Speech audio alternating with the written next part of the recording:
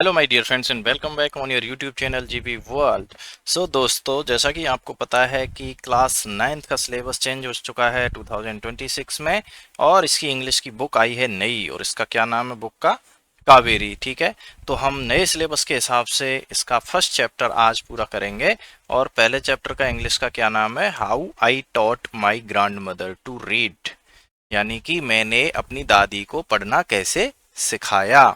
दोस्तों, बहुत ही इंटरेस्टिंग कहानी है ये। इसमें हम पहले क्वेश्चन आंसर्स करेंगे, सॉरी क्वेश्चन आंसर करेंगे बाद में। पहले हम चैप्टर को पूरा करेंगे, जो भी इसकी एक्टिविटीज हैं, जो भी एक्सरसाइज हैं, उनको भी कंप्लीट करेंगे।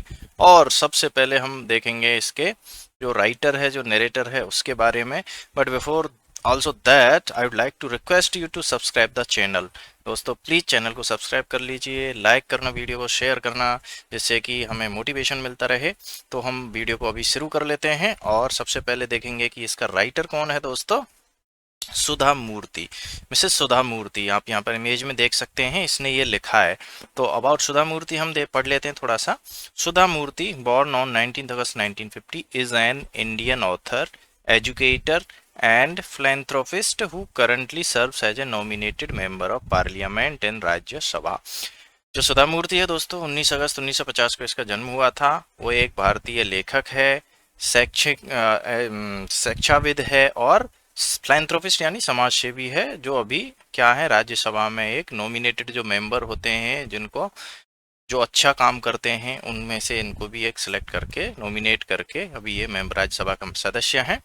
Non for his her profound simplicity and dedication to the social causes, she is the founder chairperson of the Infosys foundation. दोस्तों, ये इन्फोसिस फाउंडेशन की फाउंडर चेयरपर्सन है। ये अपनी सिंप्लिसिटी के लिए और सामाजिक कार्यों के लिए, डेडिकेशन के लिए इनको जाना जाता है। एंड द मूर्ति ट्रस्ट और मूर्ति ट्रस्ट, ठीक है। तो ये बहुत ही एक समाज से भी कह सकते हो आप, और एक बिजनेस टाइकून भी है, सुधा मूर्ति को माना जाता है। ठीक है, इन्फोसिस का नाम आपने सुना होगा। और इसके साथ ही मैं आपको छोटा सा टास्क यहाँ पर और दे रहा हूँ कि आपको मिस सुधा मूर्ति के नाम के बारे में जानना है। और इनके हस्बैंड जो हैं वो भी एक बहुत ही जानी मानी पर्सनैलिटी हैं, उनका नाम आपको कमेंट सेक्शन में लिखना है। ठीक है, तो आप चैप्टर शुरू कर लेते हैं without delaying our time now. Okay, तो सबसे पहले आपके जो फर्स्ट पेज है उस पर ये एक्सरसाइज दे रखी है। उसमें लिखा हुआ है कि why is it important to learn how to read and write, कि भैया जो पढ़ना और लिखना, how to important to learn how to read and write, यानी कि पढ़ना और लिखना, ये सीखना क्यों जरूरी है। व्हाट आर द रीजन, क्या कारण है कि हमें पढ़ना और लिखना आना चाहिए। तो देखो, there are so many reasons. तो आपकी बुक में जो है उनमें आप लिख लेना, यहाँ पर ये सॉल्व हुआ है। तो पहला क्या है, जैसे कि ये है, to gain independence and self reliance, यानी कि अपनी स्वतंत्र इंडिपेंडेंसी और आत्मनिर्भरता के लिए हमें बहुत जरूरी है। इंडिपेंडेंस कैसे है दोस्तों, जैसे अगर आपको पढ़ना लिखना नहीं आता और आपको कहीं जाना है, तो आप पढ़ भी नहीं सकते आजकल कि कहाँ पर क्या लिखा हुआ है, किस तरफ आपको जाना है, कितना किलोमीटर है, डायरेक्शन वगैरह के लिए भी। ठीक है, to communicate easily with others, अगर आपको इंग्लिश लैंग्वेज आती है, अगर आपको हिंदी लैंग्वेज आती है, हिंदी वाले लोगों से आप आसानी से कम्युनिकेट कर सकते हैं। To acquire new knowledge, knowledge कैसे एक्वायर करेंगे आप, नॉलेज जब तक आप किसी लैंग्वेज को जानेंगे नहीं, सीखेंगे नहीं, तब तक हम कैसे नहीं कर सकते, बिल्कुल कोई सवाल ही नहीं उठता। तो हमें नई नॉलेज एक्वायर करने के लिए, अभी जैसे हमें इंग्लिश आती है तभी हम इंग्लिश पढ़ पा रहे हैं, अगर हमें सिर्फ हिंदी आती तो हम ये नहीं पढ़ पाते। तो हमें नई नॉलेज मिलती है, इससे नया एक्सपीरियंस मिलता है, नए नए लोगों से हम बातें करते हैं। टू बिल्ड सेल्फ कॉन्फिडेंस, बिल्कुल हमें सेल्फ कॉन्फिडेंस हम इससे बढ़ाते हैं। कैसे? क्योंकि अगर हमें जितनी ज़्यादा लैंग्वेज आएंगी, definitely we will feel more confident, है ना। To stay informed about the world, world के बारे में हमें इन्फॉर्मेशन होती रहेगी, क्योंकि एक लैंग्वेज सिर्फ ऐसी नहीं होती जिससे हमें सब कुछ जानकारी मिलती रहे। जैसे अभी हिंदी के पेपर हैं, हिंदी के न्यूज़पेपर हैं, हम पढ़ते हैं, है ना। राजस्थान पत्रिका जैसे हम पढ़ते हैं, दैनिक भास्कर हम पढ़ते हैं, हालांकि उनमें भी ज़्यादातर न्यूज़ें आती हैं, लेकिन बहुत सारी ऐसी मैगजीन हैं जो सिर्फ और सिर्फ इंग्लिश में आती हैं। ठीक है, और इंग्लिश में आने के कारण उसमें क्या है, उसमें बहुत सारी चीज़ें हैं जो कि इनमें हिंदी वाले में कवर नहीं होती। तो हमें उस टाइप की कुछ नॉलेज होती है। कुछ बहुत सारे ऐसे बुक्स होती हैं जो सिर्फ इंग्लिश में है या सिर्फ दूसरी अदर लैंग्वेज में है, तो उन सब चीज़ों के लिए हमें बहुत ज़रूरी है। तो ये जो है पॉइंट्स लिखे हुए हैं 5-6, इनको आप अपनी बुक में लिख लीजिएगा। अब जो सेकंड है उसमें कुछ क्वेश्चंस दे रखे हैं, उनके आंसर्स हैं यहाँ पर। विच लैंग्वेज और languages do your grand parents speak, आपके जो दादा दादी हैं, नाना नानी हैं, वो कौन सी लैंग्वेज बोलते हैं, कौन सी भाषा बोलते हैं दोस्तों। सो नॉर्मली तो क्या है, हिंदी बोलेंगे। अब इसमें कन्नड़ा बोलते हैं तो कन्नड़ा लिखा हुआ, अदरवाइज जो आपके बोलते हैं वो आपको खुद से लिखना है कि my grand parents speak Hindi और ब्रज और जो भी भाषा है, वॉट एवर। नेक्स्ट है how do they spend their time, वो अपना समय कैसे बिताते हैं। How do you spend time with, आप उनके साथ कैसे टाइम बिताते हैं। तो अगर वो पढ़ने लिखने वाले हैं तो they read the newspaper, garden and watch news, वो न्यूज़पेपर पढ़ते हैं, गार्डनिंग करते हैं और न्यूज़ देखते हैं टीवी में। I spend time helping them with their smartphones and listening to their stories, मैं उनके साथ कैसे समय व्यतीत करता हूँ, उनके स्मार्टफोन के साथ में हेल्प करते हैं, कैसे उनको चलाना सिखाते हैं और उनसे कहानियाँ सुनते हैं और बहुत सारी चीज़ें होती हैं दोस्तों, है ना। खाना भी खाते हैं साथ में मिलके, उनकी हेल्प करते हैं, हम किसी भी जो भी कुछ काम बोलते हैं उसमें हम साथ में खेलते भी हैं। What is your favourite experience with them, आपका क्या फेवरेट एक्सपीरियंस है, आपको लिखना है। तो आप ये भी बता सकते हैं travelling to our ancestral village during summer holidays, understood. Otherwise आपका जो भी है ये पर्सन टू पर्सन डिपेंड करता है, आपका जो भी अच्छा एक्सपीरियंस है वो आप लिखिए। What is something the elderly can not do easily but enjoy watching you do, मतलब ऐसी क्या चीज़ है जिसको जो वृद्ध लोग हैं वो नहीं कर सकते, बट आप जब करते हो तो उसको वो कर देखते हुए बहुत उनको खुशी मिलती है, वो एंजॉय करते हैं। सो देखो, दे love watching me play sports and seamlessly navigate new technology, तो जब मैं खेलता हूँ ना, क्रिकेट खेलता हूँ या फुटबॉल खेलता हूँ, तो वो उतना तेजी से नहीं खेल सकते, लेकिन जो मैं खेलता हूँ तो उसको देख के वो बहुत खुश होते हैं, ठीक है। और मैं जो अपना लैपटॉप पे काम करता हूँ, जो कंप्यूटर पे काम करता हूँ, जो मोबाइल में काम करता हूँ, फटाफट टेक्नोलॉजी नया नया चीज़ों को उनको बताता हूँ, तो उसको देख के वो कर तो नहीं सकते, लेकिन वो बहुत खुश होते हैं मुझे देख के। अब आ जाते हैं चैप्टर पर। इसमें नेक्स्ट एक और एक्सरसाइज बची हुई है, ये इसमें क्या है दोस्तों, यहाँ पर वोकेबलरी है, यहाँ पर डेफिनेशन है और इस पैराग्राफ को हमें, पैसेज को हमें पूरा करना है, ठीक है। तो देखो इसमें यहाँ पर है ये ईगरली, ईगरली का क्या मतलब होता है, एक्साइटेडली। कन्विंसिंग, कन्विंस करना किसी को। बिलीवेबल, कम्युनिटी होती है people living in one particular area, यानी कि एक पर्टिकुलर जगह पर रहने वाले लोग। एक्साइटेडली क्या होता है, उत्सुकता से। बिलीवेबल यानी जिस पर भरोसा किया जा सकता है। डिबेट, डिबेट होता है डिस्कशन, बातचीत करते हैं हम किसी मुद्दे पर, बहस की जाती है, ठीक है। एपिसोड, एपिसोड यानी a part of a story, a part of a story, story का एक पार्ट। कंसेंट्रेशन यानी फोकस, एकाग्रता। प्रोटेगोनिस्ट, प्रोटेगो यानी मेन कैरेक्टर होता है, प्रोटेगोनिस्ट यानी मेन कैरेक्टर, जो मुख्य किरदार होता है। गाइडेड, गाइडेड यानी डायरेक्टेड, यानी डायरेक्टेड क्या होता है, गाइडेड होता है, यानी जिसको हमने एक पर्टिकुलर दिशा में उसको बढ़िया सलाह दी गई हो। सो इसमें देख लेते हैं इसमें क्या क्या है, यहाँ पर हमने भर दिए हैं ये। The casting of the protagonist, protagonist यानी main character of our schools annual play was done after a long of debate यानी डिस्कशन, ठीक है, डिस्कशन। यानी कि हमारे स्कूल के एनुअल डे के प्ले में जो मुख्य किरदार के लिए जो कास्टिंग करी थी वो बहुत बहुत ज़्यादा डिस्कशन करने के बाद में, बहुत ज़्यादा बातचीत करने के बाद में, बहुत सारा, तब हमने वो फिक्स किया।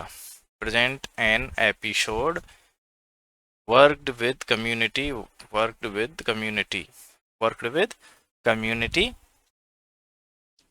Practice with concentration, we waited eagerly, very convincing. इसमें आप देख लेना जो ब्लैंक है वो मैंने भर दिए हैं, तो ब्लैंक ब्लैंक आप दोस्त इनको गाइडेड यानी डायरेक्टेड अस वेल कर लिया है, आप इसको कर लेना। और हम चैप्टर में अब मेनली हम पढ़ेंगे क्योंकि काफ़ी लंबा है, वीडियो ज़्यादा लंबा हो जाएगा अगर हम यहाँ पर ज़्यादा समय देंगे तो। So now reading, how I taught my grandmother to read, अब पढ़ लेते हैं दोस्तों कैसे मैंने अपनी ग्रैंड मदर को पढ़ना सिखाया। तो when I was a girl of about 12, यानी जब मैं 12 साल की लड़की थी। I use to stay in a village, ये कौन है, ये है सुधा मूर्ति, है ना, सुधा मूर्ति है, वो कह रही है ये चीज़ कि जब भैया मैं 12 साल की लड़की थी तो मैं एक गांव में रहती थी उत्तर कर्नाटका में विद माई ग्रैंड पेरेंट्स, अपने दादा दादी के साथ। दोज डेज, उन दिनों में। The transport system was not very good, उन दिनों में ट्रांसपोर्ट सिस्टम ज़्यादा अच्छा नहीं था। वो 12 साल की कब रही होगी, 1962 में, क्योंकि हमने शुरू में पढ़ा है कि उसका जन्म 1950 में हुआ है, ठीक है। तो उस टाइम पे जो यातायात की जो सुविधा थी वो इतनी अच्छी नहीं थी। So we use to get the morning paper only in the afternoon. तो हम सुबह का जो समाचार पत्र जो आते हैं वो हमें दोपहर को मिलता था। The weekly magazine use to come one day late. और जो वीकली मैगजीन होती थी, साप्ताहिक जो पत्रिका होती थी, वो एक दिन देरी से आती थी। All of us would wait eagerly for the bus which use to come with the papers, weekly magazines and the post.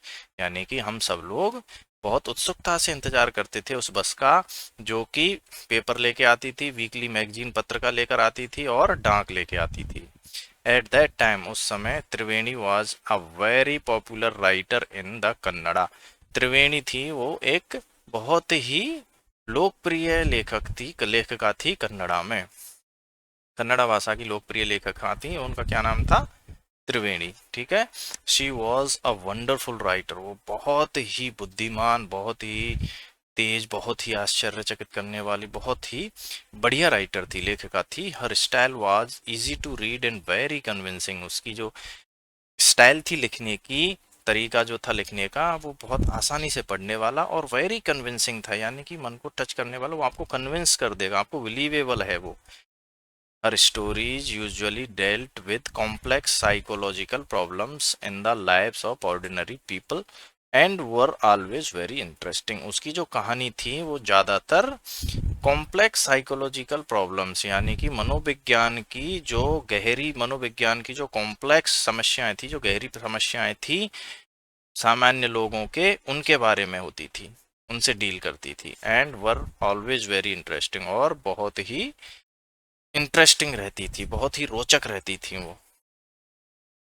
Now unfortunately for Kannada literature, यानी कि कन्नड़ा साहित्य की एक दुख की बात है ये, शी डाइड वेरी यंग। वो बहुत जल्दी ही वो मर गई थी, मृत्यु हो गई थी उनकी। इवन नाउ, अभी भी, आफ्टर 40 ईयर्स, 40 साल बाद, people continue to appreciate her novels. लोग जो हैं, उनके जो उपन्यास हैं, उनको अभी भी बहुत उसकी प्रशंसा करते हैं, अप्रिशिएट करते हैं। One of her novels called Kashi यात्रा, एक उनका नोवेल था, उसका नाम है दोस्तों Kashi Yatra, was appearing as a serial in the Kannada weekly Karmaveera then. तो उस टाइम की बात है, क्या था कि उनका एक काशी यात्रा करके एक उपन्यास था, वो एक कन्नड़ा में एक सीरियल था, करमबीरा साप्ताहिक सीरियल, उसमें आ रहा था। It is the story of an old lady and her ardent desire to go to Kashi और वाराणसी। ये एक कहानी है एक बूढ़ी स्त्री की, और उसकी अर्डेंट होती है, मतलब दोस्तों ठोस, बहुत ज्यादा, है ना, एकदम से उसके मन में बहुत अंदर से डिजायर थी, बहुत अंदर से ठोस इच्छा की, काशी या बनारस जाने की। क्योंकि most Hindus believe that going to Kashi and worshipping Lord Vishweshwara is the ultimate, the this old lady also believed in this. यानी कि जो वो क्यों था दोस्तों, क्योंकि ज़्यादातर हिंदू ये विश्वास करते हैं कि काशी जाके विश्वेश्वर भगवान की पूजा करना ही अल्टीमेट एम है लाइफ का, यानी ज़िंदगी में ये सबसे बड़ा एक अचीवमेंट हो जाएगा। तो जो ओल्ड लेडी थी वो भी इसी में विश्वास करती थी। And her struggle to go there was described in that novel. और उस उपन्यास में वहां जाने के लिए उसने जो स्ट्रगल किया, जो संघर्ष किया, उसको डिस्क्राइब किया गया, उसका विस्तार से वर्णन किया गया है। In the story there was also a young orphan girl.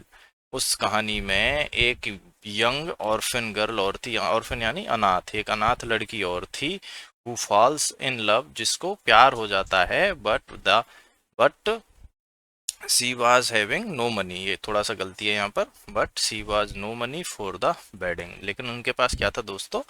पैसा नहीं था शादी के लिए। इन द एंड, लास्ट में, अंत में, the old lady gives away all her savings without going to Kashi. अंत में क्या होता है उस नोवेल उपन्यास में, कि जो बूढ़ी औरत जो होती है, वो अपनी सेविंग का, बचत का सारा पैसा उनको दे देती है शादी करने के लिए, बिना काशी जाए। सी सेज, वो कहती है, the happiness of this orphan girl is more important than worshipping Lord Vishweshwara at Kashi. वो कहती है कि इस अनाथ लड़की की जो खुशी है, जो खुश होगी, उससे जो वो ज्यादा जरूरी है भगवान विश्वेश्वर की वहां पर जाके पूजा करने से।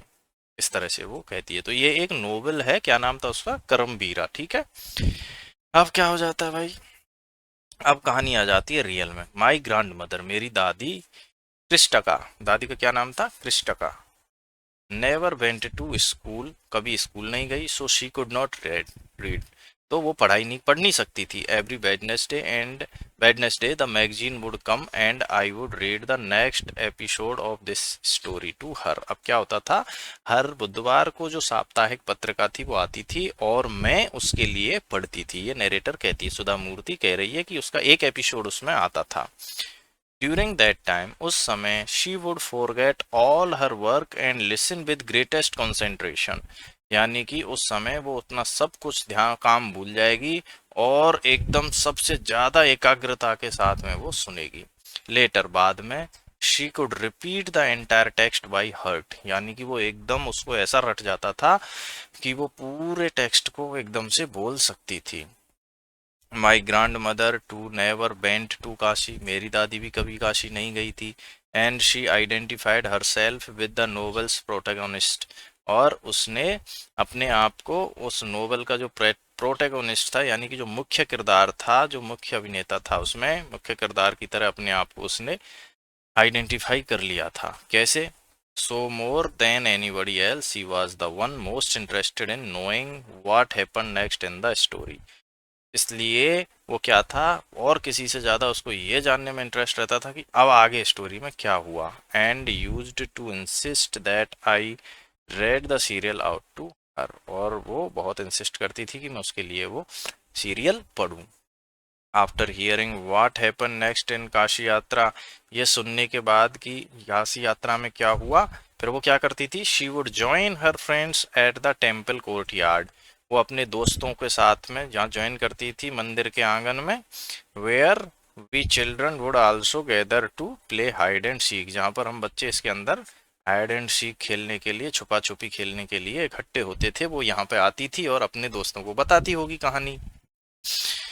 हाँ, अब क्या हुआ, once I went for a wedding with my cousins to the neighbouring village, एक बार मैं अपने कजिन्स अपने कजिन्स के साथ में और पड़ोस के गांव में शादी में गई। इन दोज डेज, उन दिनों में, a wedding was a great event, एक वेडिंग जो थी एक बहुत बड़ा एक इवेंट होती थी, एक बहुत बड़ी इवेंट होती थी। क्यों होती थी? क्योंकि उस टाइम पे we children enjoyed ourselves thoroughly, हम जो बच्चे थे बहुत ज़्यादा ही एंजॉय करते थे। We would eat and play endlessly, हम मतलब बिना किसी रुकावट के बस खाएंगे खेलेंगे, खाएंगे खेलेंगे। Savouring the freedom because all the elders were busy, और हम शेवरिंग यानी कि पूरा fullest, to enjoy the fullest, और हम जो ये फ्रीडम मिलती थी उसको हम पूरी तरह से एंजॉय करते थे, दिल खोल के खाते थे और खेलते थे, क्योंकि जो सभी बड़े थे वो बिजी रहते थे काम करने में। I went for a couple of days but ended up staying there for a week, में मतलब गई तो कुछ 2-3 दिन के लिए गई थी, लेकिन वहां पर पूरे सप्ताह रुक गई। When I came back to my village, जब मैं अपने गांव वापस आई, I saw my grandmother in tears, तो मैंने देखा मेरी दादी के आंसू आ रहे हैं। क्या हो गया भाई? I was surprised, मुझे बड़ा आश्चर्य हुआ। For I had never seen her cry even in the most difficult situation, उसको, जिसको कि मैं जानती थी कि भैया वो तो कभी जो कठिन से कठिन परिस्थितियां भी होती थी उसमें भी नहीं रोती थी, उसके आंखों से आंसू आ रहे हैं, तो क्या हो गया? What had happened, क्या हो गया था? आई वॉज वरिड, मैं चिंतित हो गई कि भाई ऐसा क्या हो गया कि दादी जो कभी नहीं परेशान होती वो रो रही है। Now I could not understand why my 62-year-old grandmother was telling me, a 12-year-old, the story of her life in the middle of night। अब रात को क्या हो जाता है दोस्तों, उसको मतलब समझ में नहीं आ रहा, तो रात को वो आए, वो बैठे, वो सोने के लिए गए, तो वो बोल रही है कि मुझे समझ में नहीं आया कि मेरी 62 साल की बूढ़ी दादी मुझे 12 साल की, जो कि मैं लड़की हूँ, अपनी कहानी क्यों बता रही है रात को, बीच रात में। बट आई न्यू, लेकिन मुझे पता था, मैं जानती थी। I loved her immensely and there had to be some reason why she was talking to me, लेकिन मुझे ये पता था कि मैं उससे इमेंसली यानी बहुत ज़्यादा प्यार करती हूँ, है ना, और वो कुछ तो रीज़न है कि इसीलिए मुझसे वो बात कर रही है। I looked at her face, मैंने उसके चेहरे की तरफ देखा। इट वॉज अनहैप्पी, ये दुखी था। And her eyes were filled with tears, और उसकी आंखों में आंसू आ रहे थे। She was a good looking lady, वो एक गुड लुकिंग यानी कि अच्छी दिखाई दिखने वाली स्त्री थी। Who was usually always smiling, जो कि ज़्यादातर हमेशा स्माइल करती रहती। इवन टुडे, आज भी। I can not forget the worried expression on her face, यानी कि आज भी मैं उसके चेहरे पर उस टाइम पर तो जो चिंता करने वाला एक्सप्रेशन था, जो फीलिंग थी, उसको मैं नहीं भूल सकती। I leaned forward and held her hand, मैं लीन्ड यानी झुकना, फॉरवर्ड यानी आगे, मैं सामने झुकी और उसका उनका हाथ मैंने थाम लिया, पकड़ लिया। अब्बा, अब्बा कहते हैं वो दादी को, है ना, जैसे हम दादी कहते हैं। तो उसने बोला, अब्बा, इज एवरीथिंग ऑल राइट, क्या सब कुछ ठीक है? आर यू ओके, क्या आप ठीक हैं? अब्बा, at this age of 62 you want to learn the alphabet? All your hair is grey, your hands are wrinkled, you wear spectacles and you work so much in the kitchen. Actually क्या था दोस्तों, यहाँ से बीच में दो तीन sentence miss हो गए हैं। उसमें क्या है, वो दादी कहती है कि बेटा जब आप वहाँ गए तो हम कुछ पढ़ नहीं पाए, ठीक है, जब हम कुछ पढ़ नहीं पाए, उसका नेक्स्ट एपिसोड आ गया। जब पढ़ नहीं पाई तो उस कहती है कि मुझे अल्फ़ाबेट सीखने हैं, मुझे पढ़ना है। लेकिन जब वो कहती है कि अब्बा, आप 62 साल की उम्र में अब अल्फ़ाबेट सीखना चाहते हो, आपके जो बाल हैं वो भी सफ़ेद हो चले हैं, ग्रे हो गए हैं, योर हैंड्स आर रिंकल्ड, आपके रिंकल पड़ गए यानी झुर्रियां पड़ गई हैं हाथों में, यू वियर स्पेक्टिकल्स, आप चश्मा पहनते हो, and you work so much in the kitchen, और आप रसोई में बहुत ज़्यादा काम करते हो। Childishly I made fun of the old lady, यानी कि चाइल्डिशली होता है मतलब मजाकिया, उसमें बच्चे जैसे कर देते हैं ना, बचपने में मैंने उसका मजाक उड़ाया। बट शी जस्ट स्माइल, लेकिन वो जस्ट उसने स्माइल करी। For a good cause if you are determined you can overcome any obstacles, तो उसने कहा, दादी ने, कि एक अच्छे कारण के लिए अगर आप डिटरमाइंड हैं, अगर आपने दृढ़ निश्चय कर लिया है, तो आप किसी भी ऑब्स्टेकल यानी किसी भी समस्या से, किसी भी परेशानी से आप उभर सकते हो। I will work to harder than anybody, मैं हर किसी भी अन्य से ज़्यादा मेहनत करूंगी, but I will do it, लेकिन मैं अल्फ़ाबेट सीखूंगी। For learning there is no age bar, सीखने के लिए कोई उम्र का बार नहीं है, यानी कि कोई उम्र की सीमा नहीं है कि हम नहीं सीख सकते। द नेक्स्ट डे ऑनवर्ड्स, अगले दिन से, आई स्टार्टेड माई ट्यूशन, मैंने अपना ट्यूशन शुरू किया, मैंने माँ को पढ़ाना शुरू किया। अब्बा वॉज ए वंडरफुल स्टूडेंट, अब्बा जो थी तो वो तो बहुत अच्छी स्टूडेंट थी। The amount of homework she did was amazing, वो मतलब जिसको जो भी होमवर्क देती थी वो पूरा कर देती थी फटाफट। She would read, repeat, right and recite, वो क्या करेगी, वो पढ़ेगी, रिपीट करेगी, लिखेगी और उसको याद कर लेगी। I was her only teacher and she was my first student, मैं उनका एक इकलौती टीचर थी और वो मेरी पहली स्टूडेंट बन गई, इस तरह से, है ना।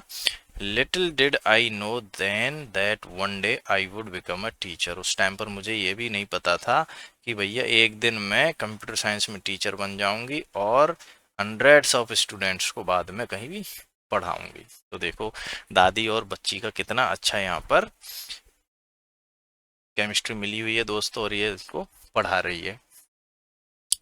Now she said, I am touching the feet of a teacher, अब क्या हुआ दोस्तों, 6 महीने के बाद में धीरे धीरे वो पढ़ाते रहे और उसको सब कुछ याद आ गया। Then she said, I am touching the feet of a teacher not my granddaughter, तो क्या होता है कि वैशाखी के दिन की बात है, मतलब एक 6 महीने बाद जब वो सब कुछ सीख गई तो पूजा होने वाली थी, तो वो पढ़ा पूजा के टाइम पे बच्ची के पैर टच करती है और कहती है, उसके पैर छूती है, तो वो नहीं छूने देती, तो बोलती है, नाउ मैं अपने टीचर के पैर छू रही हूँ, ना कि मेरी ग्रैंड डॉटर के, नातनी के नहीं। A teacher who taught me so well, एक टीचर जिसने मुझे इतने अच्छे से पढ़ाया, with so much of affection, इतने प्यार से, प्रेम से, अफेक्शन से, that I can read any novel confidently in such A short period, कि मैं इतने छोटे से समय में, इतने कम समय में किसी भी नोवेल को बड़े कॉन्फिडेंस के साथ में पढ़ सकती हूँ। नाउ आई एम इंडिपेंडेंट, अभी मैं स्वतंत्र हूँ, आत्मनिर्भर हूँ।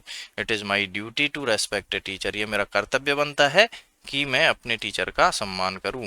Is it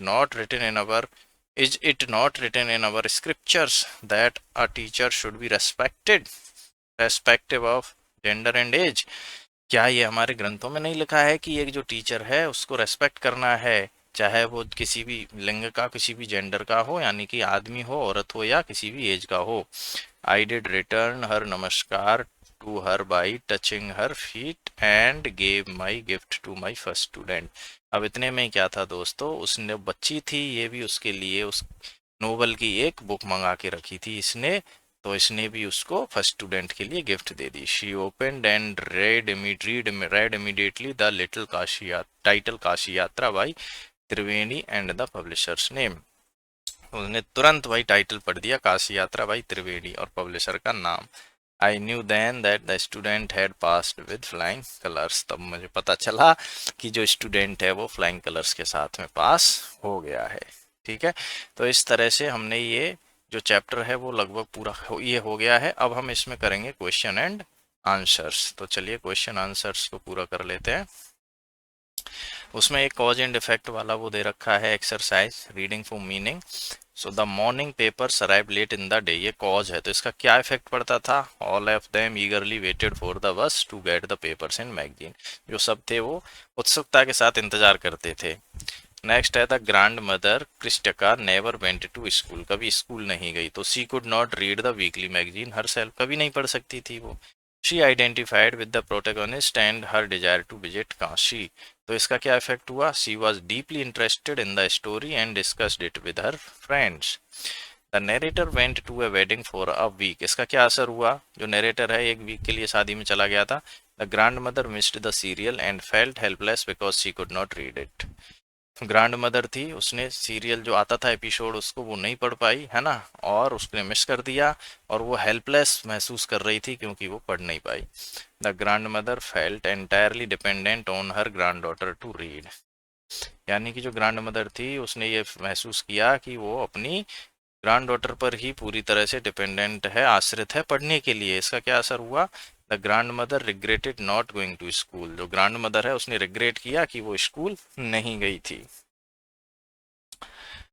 now second question, do you think the narrator expected Do you think the narrator expected to see her grandmother in tears when she returned to the village? यानी कि क्या आप ये सोचते हो कि जो नरेटर है उसने ये एक्सपेक्ट किया होगा, उसने उस टाइम पर, कि उसकी जो दादी है वो रोएगी, मतलब जब वो गांव लौटेगी तो? इफ यस, अगर हाँ तो क्यों, और अगर ना तो क्यों नहीं? तो देखो, मेरे हिसाब से तो दोस्तों no, I don't think that the narrator expected to see her grandmother in tears when she return to the village. मेरे हिसाब से तो मैं नहीं सोचता हूँ, क्योंकि कि नरेटर ने ये एक्सपेक्ट किया होगा कि जब वो अपनी दादी को देखेगी आंसुओं में जब वो गांव लौटेगी, बिकॉज क्यों? क्योंकि She was not aware that grandmother was so deeply missed the reading of next episode of the novel। वो अच्छा, वो क्यों रो रही थी पहले ये बताओ? वो इसलिए रो रही थी क्योंकि वो जो नोवेल था उसका नेक्स्ट एपिसोड उसने मिस कर दिया। तो जो नरेटर था उसको वो इतना उसको पता नहीं था कि ग्रैंड मदर इतना डीपली उसको मिस किया है रीडिंग को, अगले एपिसोड को, कि वो क्राई करने लग जाएगी। तो I think that she was not aware at all, उसने एक्सपेक्ट कभी नहीं किया होगा कि वो रोएगी। बाकी आप अगर यस लिख रहे हैं तो उसके हिसाब से फिर आपको आंसर बनाना पड़ेगा। सेकंड है इसमें, how might the narrator help her grandmother to fulfil her desire to learn to read and write. So यानी कि जो नरेटर है वो कैसे हेल्प कर सकती है थी उसके पढ़ने में? So the narrator might help her grandmother, जो नरेटर थी उसकी दादी की हेल्प कर सकती थी, to learn read and write by teaching alphabets and memorise it. कैसे दोस्तों कर सकती थी हेल्प उसकी? वो अल्फाबेट्स पढ़ा के और उनको अच्छे से ध्यान करके, है ना, तो उस तरह से वो धीरे धीरे धीरे प्रैक्टिस करते करते याद कर लेंगे। ट्रू और फॉल्स है इसके बाद में। फर्स्ट है, the grandmother wanted to learn the Kannada alphabets to gain independence, यानी कि जो ग्रैंड मदर थी वो कन्नड़ा अल्फाबेट को सीखना चाहती थी आत्मनिर्भरता के लिए। बिल्कुल सही है, ट्रू है। The grandfather asked someone in the village to read Kashi Yatra to her while the narrator was away, यानी जब वो जो नरेटर है, जो कथावाचक, कथा जो कहने कथाकार है, वो जब शादी में गई थी तो क्या दादी ने किसी से कहा गांव में पढ़ने के लिए? नहीं, गलत बात। The narrator was the granddaughter's first teacher and taught her how to read Kannada, जो नरेटर है वो दादी का पहला टीचर था और जिसने पढ़ाया कि कैसे कन्नड़ा को पढ़ा जाता। बिल्कुल सही बात है। The grandmother believed that there was no age limit for learning. Grandmother जो थी उसको ये विश्वास, ये उसका ये बिलीव था, उसको विश्वास था कि पढ़ाई करने की कोई एज लिमिट नहीं होती। बिल्कुल सही बात है। The grandmother touched the narrator's feet as a mark of respect for her as a teacher. जो ग्रैंड मदर है उसने नरेटर के पैर छुए, किस लिए? As a mark of respect for her as a teacher. बिल्कुल सही बात है भाई, टीचर का रेस्पेक्ट करते हैं ना हम, इसी तरह से हम आपको भी करना चाहिए। The narrator was disappointed with the progress her grandmother made. No, false. वो बहुत ही खुश थी क्योंकि उसने बहुत अच्छे से पढ़ा था। Now read the extracts given below and answer the questions that follow. When I came back to my village, I saw my grandmother in tears. I was surprised, for I had never seen her cry even in the most difficult situations. What had happened? I was worried. इसका मतलब क्या है कि जब मैं गांव आई तो मैंने अपनी दादी के आंसू देखे। मुझे बहुत सरप्राइज हुआ, आश्चर्य हुआ कि जो मैंने अपनी दादी को कभी मतलब कठिन से कठिन परिस्थितियों में भी रोते हुए नहीं दिया देखा। उसको क्या हो गया, मुझे चिंता हो गई। अब्बा, इज एवरीथिंग ऑल राइट? अब्बा, क्या सब कुछ ठीक है? Are you okay? क्या आप सही हैं? I use to call her Abba which means mother in the Kannada spoken in north Karnataka. में उनको अब्बा कहती थी, जो कि नॉर्थ कन्नड़ा में बोला जाता है, दादी को अब्बा कहा जाता है वहाँ पे, ठीक है। She nodded but did not reply. मतलब उन्होंने ऐसे ही वो नोट किया बट कुछ हाँ जवाब नहीं दिया। आई डिड नॉट अंडरस्टैंड, मैं समझी नहीं। एंड फॉरगेट अबाउट इट, और उसके बारे में भूल गई। इन द नाइट, रात को। आफ्टर डिनर, डिनर करके। We were sleeping in the open terrace of our house. हम छत, घर की छत पर सो रहे थे, है ना। It was a summer night, ये गर्मी की रात थी। And there was a full moon, और फुल मून था। Abba came and sat next to me. Abba आई और मेरे पास बैठ गई। Her affectionate hands touched my forehead. उनके अफेक्शनेट जो हाथ थे उन्होंने मेरे माथे को छुआ, टच किया। Now complete the following sentence with the appropriate option. चलो कर लेते हैं। The phrase never seen her cry in the most difficult situations tells us that the grand mother was strong willed, है ना। यही पता चलता है ना इससे कि उनकी वो मजबूत थी। Complete the following with the correct option from the those given in the brackets. तो इनमें से हमें करना है दोस्तों क्या है। Grandmother did not reply when the narrator asked if she was all right because she might have been too emotional. इसका क्या आएगा?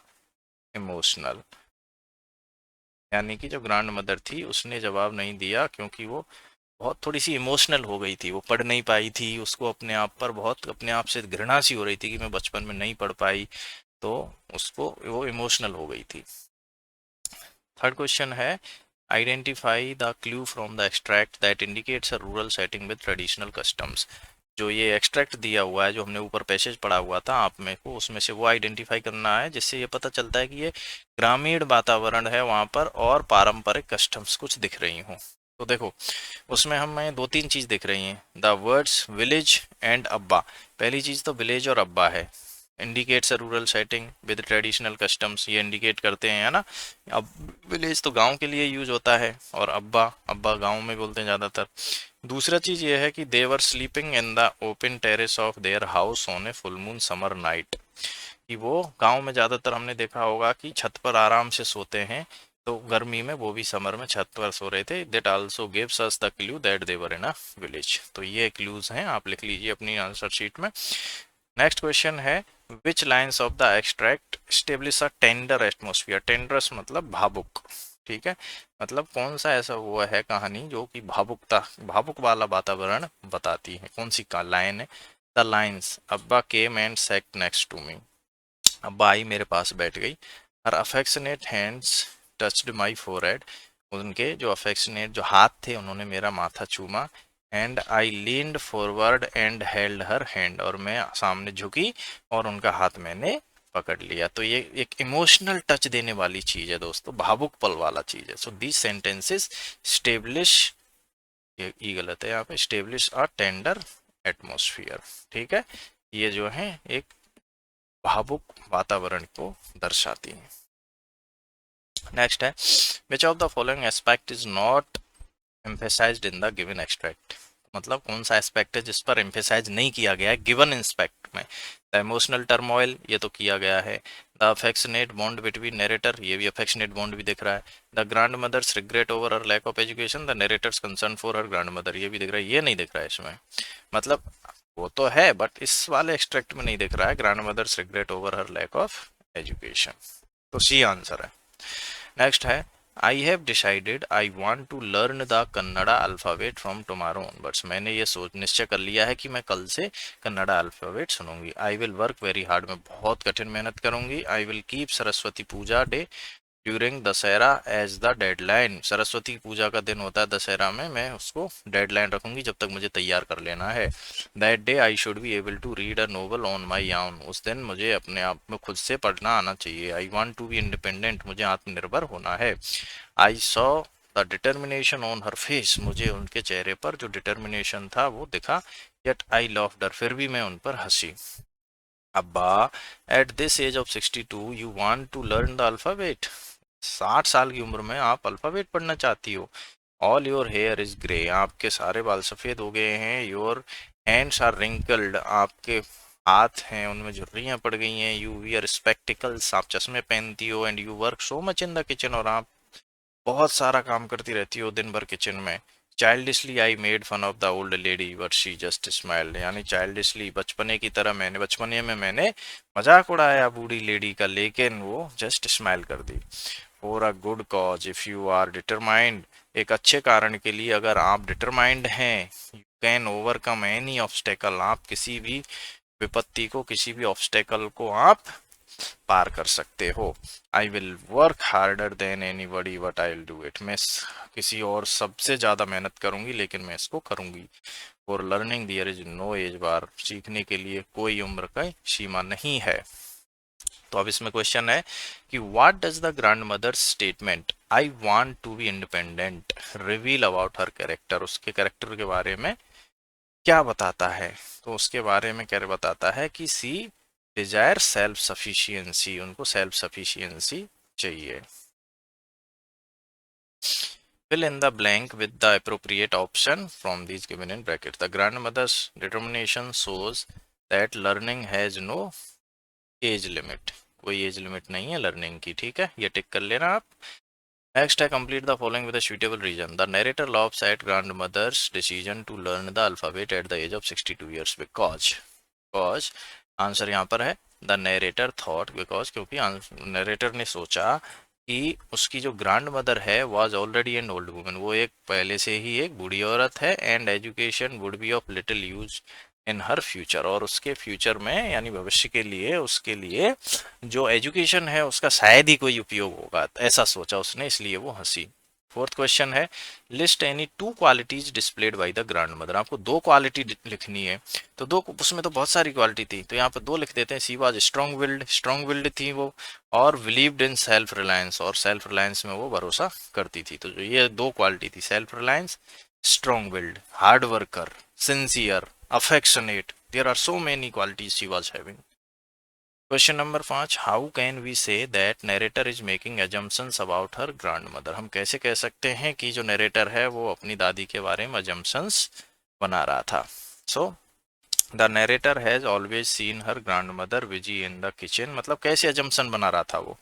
एक्चुअली नरेटर ने क्या था, अपनी दादी को हमेशा किचन में काम करते हुए देखा। And helping in running the family smoothly, और फैमिली को, परिवार को आराम से रन करने के लिए। She likes others had assumed that her grandmother's activities would be limited to household, उसने भी दूसरों की तरह ये सोचा कि भैया ग्रैंड मदर की जो एक्टिविटीज हैं वो घर के काम काज करने से ही हैं। And conversing with other ladies of similar age in the temple park, और जो टेम्पल में बाकी लेडीज जो करती है उसी से रिलेटेड वो भी करेगी। Therefore when her grandmother wants to learn to read it appears to be out of character to the narrator, तो इसलिए जब जब दादी ने सीखने की अपनी चाहत जताई कि भाई मुझे पढ़ना सीखना है, तो नरेटर को भी ये लगा कि मतलब ये तो यार आउट ऑफ कैरेक्टर लग रहा है, कि ये तो इनकी बात जम नहीं रही है। तो दिस वाज द रीजन, ऐसे हम कह सकते हैं, है ना। आप लिख लेना पॉज करके। नेक्स्ट क्वेश्चन है क्वेश्चन नंबर 6, जो क्वेश्चन नंबर फर्स्ट है उसका आंसर यहाँ पर है। क्वेश्चन क्या है, why did grandmother feel embarrassed to ask others to read to her, क्यों भैया ऐसा एम्बेरास करने वाला क्यों था, मतलब उसको ऐसा क्यों लगा, बेइज्जती करने वाली सी चीज क्यों लगी? Because she was a proud elder women, वो एक, भाई अपना आप में उसको एक गर्व था, अपने आप में वो एक इज्जत वाली एक लेडी थी। Asking others would expose her illiteracy and highlight her total dependence on others. दूसरों से पढ़ने के बारे में उसको बाकी को पता चल जाएगा, उनकी अनपढ़ता के बारे में कि वो पढ़ाई नहीं, पढ़ना नहीं जानती, और टोटल इंडिपेंडेंसी का भी पता चल जाएगा, विच हर्ट हर सेल्फ रेस्पेक्ट, जो कि उसके खुद के सेल्फ रेस्पेक्ट को हर्ट करेगा, इस वजह से उसने नहीं कहा। सेकंड है, why does the narrator initially laugh at her grandmother's determination. Starting में नरेटर अपने दादी के डिटर्मिनेशन पर, उसने जब दादी ने कहा कि मुझे पढ़ना सीखना है तो वो क्यों हंसी?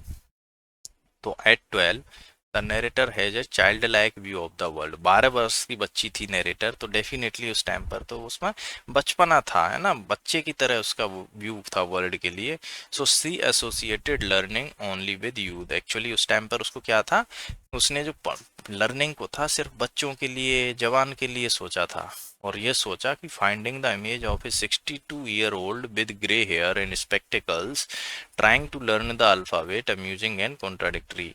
वो तो ये सोचती थी कि भाई जो बचपना है, जो छोटे छोटे बच्चे हैं वो अल्फाबेट सीखते हैं, लेकिन जब उसने ये सोचा कि 62 साल की लेडी जिसके बाल भी पक चुके हैं और जो चश्मे पहनती हो वो अल्फाबेट सीखेगी, तो उसको ये थोड़ा सा अम्यूजिंग यानी हास्यास्पद और कॉन्ट्राडिक्टरी लगा, थोड़ा सा अलग सा लगा, ये तो कॉन्ट्राडिक्टरी हो गया, विवादास्पद हो गया है। क्वेश्चन नंबर थर्ड है, व्हाट सिग्निफिकेंस डज काशी यात्रा हैव इन द स्टोरी। यानी कि स्टोरी में जो काशी यात्रा है उसका क्या महत्व है?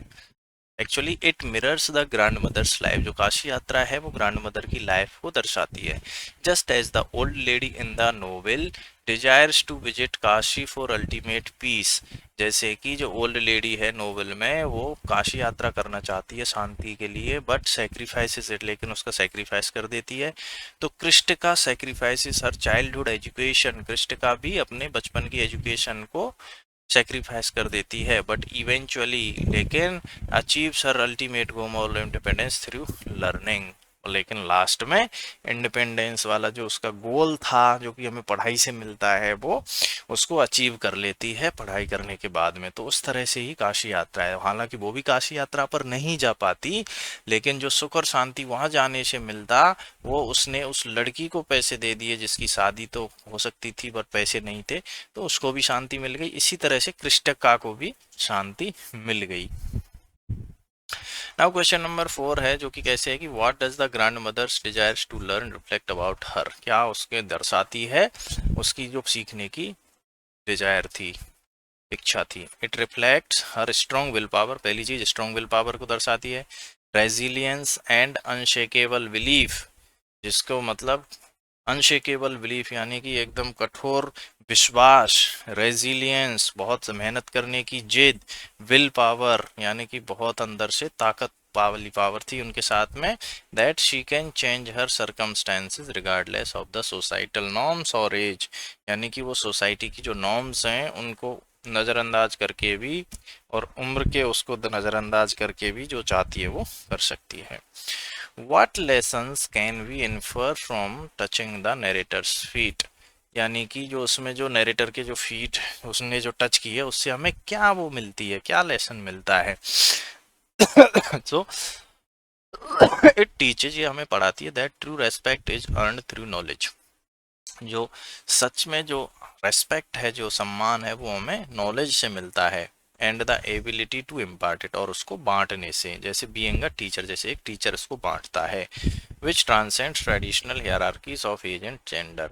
यानी कि उसमें ऐसा कुछ नहीं है कि कोई फिक्स जेंडर के लिए हो या कुछ एज के लिए हो, जो हमें रेस्पेक्ट है वो मिलता है हमारी नॉलेज से। क्वेश्चन नंबर 6 है, theme of determined to overcome obstacles. ये वाला जो क्वेश्चन है उसका आंसर है ये। Actually it serves as the core thesis of the story. Core thesis की तरह काम करती है। Will power and hard work can conquer any barrier. यानी विल पावर और कठिन मेहनत किसी भी बैरियर को पार कर सकते हैं, जीत सकते हैं, including advanced age and lack of formal background. ये भी शामिल करते हुए एडवांस्ड एज और लैक ऑफ फॉर्मल बैकग्राउंड को। नाउ क्वेश्चन नंबर 7 है value of education and independence क्या होती है भाई, जो इसका आंसर है the story beautifully illustrates that education is the ultimate tool for personal liberation. कि जो एजुकेशन है, जो शिक्षा है, वो ही सबसे अंतिम टूल है पर्सनल व्यक्तिगत स्वतंत्रता का।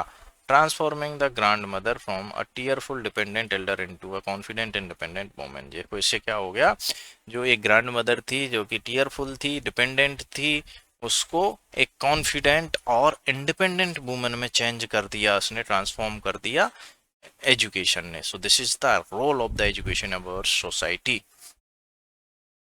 नाउ बाइनोमियल्स, बाइनोमियल्स देखेंगे हम इसमें। बाइनोमियल्स क्या होता है दोस्तों, बाइनोमियल्स होते हैं दो वर्ड जिनको एंड और या और से जोड़ा जाता है और उनका एक फिक्स मीनिंग होता है, जैसे सिंक और स्विम, यानी कि या तो सक्सीड हो जाओ या तो फेल हो जाओ। On and off, sometimes, occasionally. Mix and match, mix and match का क्या मतलब होता है, put different things together. All or nothing, completely or not at all. Part and parcel, यानी कि complete part of or belong to. Pick and choose, choose only the best. Sooner और later, at sometimes in the future. Leaps and bounds, increase very quickly, leaps and bounds. तो ये fix है, इनका meaning भी fix है, आपको ये याद रखना है, ठीक है।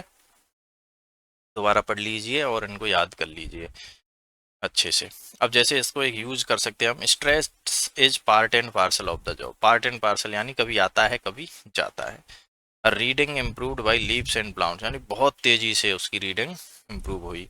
सूनर और later she will master the alphabet, यानी भविष्य में कभी, सूनर और लेटर यानी भविष्य में, eight sometimes in the future, कभी भी भविष्य में वो मास्टर कर लेगी अल्फाबेट्स को। तो इस तरह से हम बाइनोमियल्स को यूज कर सकते हैं। ये एंड और से जुड़े हुए होते हैं और एक तरह से एक फ्रेज बन जाते हैं और उनका एक पर्टिकुलर मीनिंग होता है, वो हमें याद रहना चाहिए।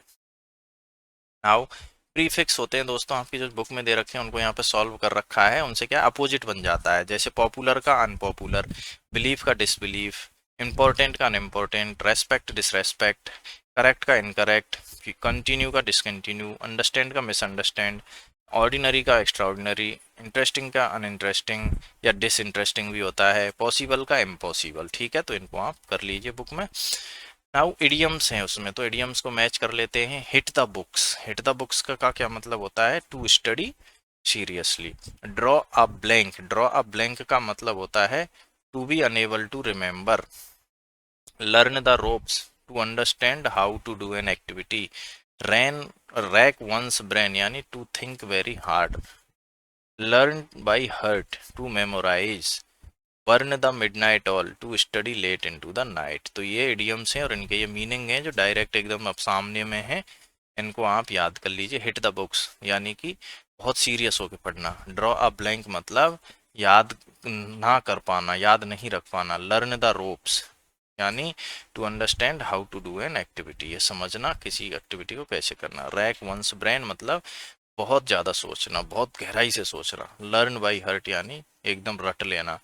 बर्न द मिडनाइट ऑयल यानी लेट रात तक पढ़ना। इनको आप आराम से पॉज करके लिख लीजिए। नाउ अब है आपके सिंपल पास्ट और पास्ट परफेक्ट के हैं एग्जाम्पल। तो जैसे मैंने पहले भी बताया था उसी तरह से हैं ये, हमने पहले भी कर चुके हैं इस चीज़, क्लास 6 में भी है ये। एक्चुअली सिंपल पास्ट में क्या होता है, वर्ब की सेकंड फॉर्म होती है, ठीक है। और इसमें जो पास्ट परफेक्ट होता है इसमें हेड होता है और वर्ब की थर्ड फॉर्म होती है, ठीक है। तो हम देख लेते हैं। व्हेन द डेलीगेट्स अराइव्ड, ये आप सॉल्व कर रखे हैं, आप कर लेना है ना।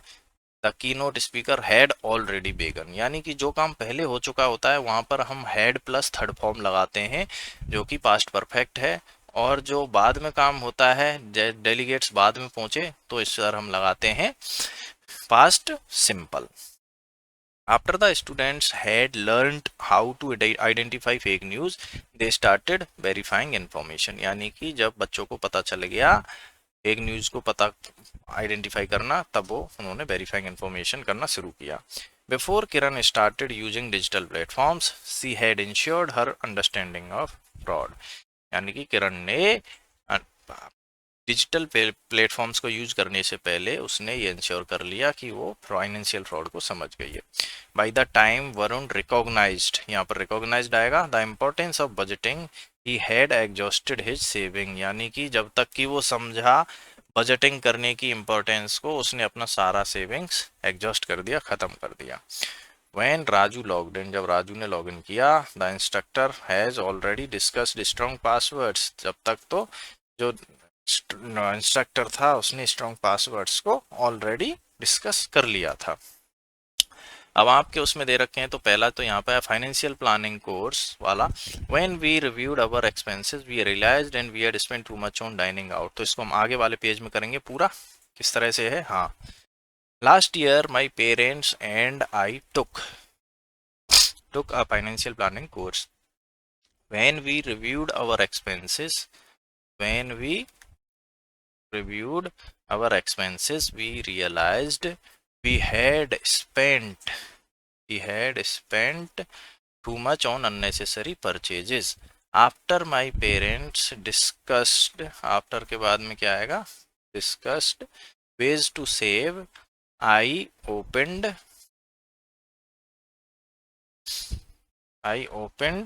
a saving account. After my parent had discussed आएगा यहाँ पर, और I opened आएगा यहाँ पर। By the time we set our budget, we set का तो set ही रहेगा, we set our budget, the course had already introduced investment strategies. We hurried, यहाँ सेकंड फॉर्म आएगी, पास्ट सिंपल आएगा, we hurried to take notes but many participants had completed, यानी कि past perfect आएगा, their financial plans. Despite that we enjoyed learning how to manage money wisely. तो इस तरह से आप कर लेना, past simple, past simple, past perfect, past perfect, past simple, past simple, past perfect, past simple, past perfect और past simple, इस तरह से आप कर लेना अपने बुक में। नेक्स्ट है दोस्तों, जो ये वाला है चैप्टर, ये जो एक्टिविटी है ये आपके ट्रांसक्रिप्ट से होगी। ट्रांसक्रिप्ट को पेज नंबर आप एक बार देख लेना और उसके हिसाब से आसानी से हो जाएगा, कोई बड़ी बात नहीं है। और डिबेट में क्या होता है, डिबेट मतलब होता है जब हम किसी के बारे में या किसी के अगेंस्ट या बारे में बोलते हैं। तो अगर हम बारे में बोलते हैं तो हमारी ओपनिंग इस तरह से होती है, जो आपकी बुक में अच्छे तरह से दे रखा है, आप उसको पढ़ेंगे तो समझ लेंगे। So I advise you to go through the book. Then अगर आपको लेटर लिखना है तो लेटर इस तरह से लिखते हैं, आप पॉज करके इसको आसानी से देख सकते हैं यहाँ पर, ठीक है। यहाँ पर सेंडर्स का नाम रहता है, डेजिग्नेशन, एड्रेस, यहाँ पर डेट रहती है, यहाँ सब्जेक्ट रहता है, फिर उसके बाद में सर या मैडम रहता है, उसके बाद में बॉडी शुरू हो जाती है, क्या है मामला, और लास्ट में इधर आपका सिग्नेचर रहेगा। इस तरह से इसको आप पॉज कीजिए और बड़े आराम से लिखिए, जैसे student representative XYZ school New Delhi, date, फिर ये सब्जेक्ट है need for student participation in adult literacy camp, फिर सर या madam. Through the columns of your esteemed newspaper I wish to draw attention to the vital role students can play in promoting adult literacy. Recent surveys indicate that a significant portion of our elderly population still struggles with basic reading and digital skills. This issue leaves many seniors feeling dependent and isolated in our fast-paced digital world. It is imperative that we bridge this gap by engaging in literacy programs. Students not only impact essential knowledge but also develop empathy, patience, and a deep sense of social responsibility. A possible solution is for schools to officially partner with local NGOs to organize weekend literacy camps. Authorities could consider implementing a volunteer credit system to encourage maximum participation. I am hopeful that necessary steps will be taken to support this noble cause. Yours truly, student name. तो ये थोड़ी C complex language है, आप simple language में भी ऐसे जो भी सब्जेक्ट पर चाहे लिख सकते हैं। इसका मेन मकसद है आपको इसका फॉर्मेट बताना, ठीक है। तो यहाँ पर खुद का address, date, subject, salutation, then यहाँ पर आपका ये, और लास्ट में इस तरह से आप कोई भी लेटर लिख सकते हैं। नाउ फाइनल एक्टिविटी है दोस्तों, talk to your parents, grandparents and find out which book और magazine they enjoy reading. Buy ये copy of it and present it to them as a gift. अगर आपके दादा दादी पढ़ना जानते हैं तो ये आपके लिए एक बहुत अच्छी अपॉर्चुनिटी रहेगी कि जिसको उनको जो भी चीज़ पढ़ना पसंद है उसकी एक कॉपी खरीदिए और उनको दे दीजिए। और अगर आपकी दादी इंटरेस्टेड है, दादाजी इंटरेस्टेड हैं, तो उनको भी आप पढ़ना सिखाइए जैसे कि नरेटर ने सिखाया है ना। तो इस तरह से हमारा ये चैप्टर हो गया है पूरा। Thank you very much for watching. आप बताएंगे कमेंट सेक्शन में भी कैसा लगा आपको चैप्टर। उम्मीद करते हैं अच्छा लगा होगा, तो please like share and subscribe कर लीजिएगा। अब मिलेंगे हम अगले वीडियो में, ठीक है। Thank you very much once again.